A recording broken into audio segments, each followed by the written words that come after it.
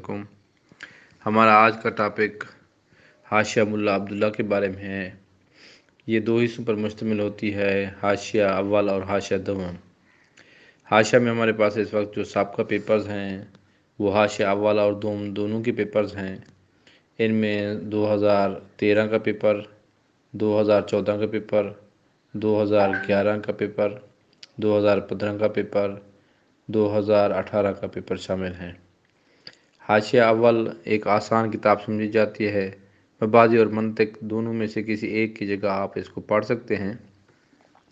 یہ بہت ہی آسان کتاب ہے، منطق کی طرح ہے، لیکن منطق اس سے زیادہ مشکل ہے۔ یہ منطق کی نسبت بہت ہی آسان کتاب ہے، لیکن اگر آپ ان دو میں سے کسی ایک کو پڑھنا چاہیں تو میں یہ تجویز پیش کروں گا کہ آپ حاشیہ کی بجائے منطق پڑھیں، کیونکہ یہ حاشیہ انتہائی مختصر کتاب ہے اور منطق تھوڑی سی تفصیل کے ساتھ اور دقیق کتاب ہے، تو اس میں زیادہ میں نے خود بھی یہی منطق پڑھی ہے۔ تو حاشیہ ملا عبداللہ بالکل آسان اور بالکل اس میں زیادہ تر آپ کو منطق کی آسان تعریفیں آئیں گی، وہ آپ کو لکھ لینی چاہیے تاکہ آپ لوگوں کو سوالہ پیپر صاحب کا حل کرنے میں آسانی ہو۔ پیپر کو پڑھنے کا، پیپر کو یاد کرنے کا یا پیپر حل کرنے کا طریقہ کار یہ ہے کہ سب سے پہلے آپ کو کتاب پر مکمل عبور حاصل ہونا چاہیے۔ اس مقصد کے لیے جو ہی اساتذہ کرام آپ کو پڑھائیں، آپ اس کے ساتھ ساتھ اپنے نوٹس یا جو ہوم ورک جسے ہم کہتے ہیں وہ آپ ساتھ ساتھ لکھتے جائیں۔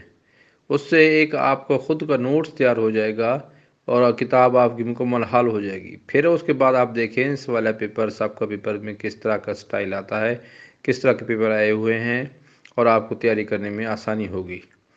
اور بہت سارے دوستان فرمائش کرتے تھے کہ سر یہ بعض لوگوں کو تو خود پتہ ہی نہیں تھا کہ یہ پیپرز میں پچھلے چند سالوں سے دوستوں کو دے رہا ہوں، تو یوٹیوب پر دینے کا مقصد یہی ہے کہ پوری دنیا میں جو بھی طلباء دوست احباب پاکستان میں ہیں، ایران میں، انڈیا میں، عراق میں، یا جہاں بھی مدارس ہیں یورپ میں ہمارے، تو الحمدللہ ان کو پیپر کی ضرورت ہوتی ہے، تو یوٹیوب ایک ایسا پلیٹ فارم ہے جس کے ذریعے سے آپ کسی بھی جگہ بیٹھ کر یہ چیز حاصل کر سکتے ہیں۔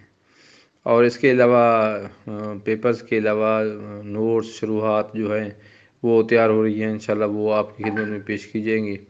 اور انشاءاللہ تعالی اس کے بعد انگلش گرامر میرے پاس آپ نے دیکھا ہوگا کہ اس کی میں نے شروع کر دی ہے۔ بس کام بہت زیادہ ہے اور وقت یعنی کہ یوں سمجھ لیں کہ نا تھوڑا ہوتا ہے، کیونکہ اسکول جانا ہوتا ہے، اسکول کے بعد آ کر سیکنڈ ٹائم یہ ساری چیزیں کمپوز اور لیکچر یہ کرنے پڑتے ہیں، ریکارڈ کرنے پڑتے ہیں۔ تو اپنے دوستوں کو بتائیے اور مجھے دعاؤں میں لازمی یاد رکھیے گا۔ اور محنت اور جو مستقل مزاجی ہے نا، یہ دو چیزیں آپ کے اندر ہونی چاہیے۔ محنت یہ ہے کہ آپ روزانہ بلا ناغہ 5 گھنٹے 6 گھنٹے جتنے گھنٹے اسکول یا مدرسے کے بعد سیکنڈ ٹائم آپ پڑھیں یا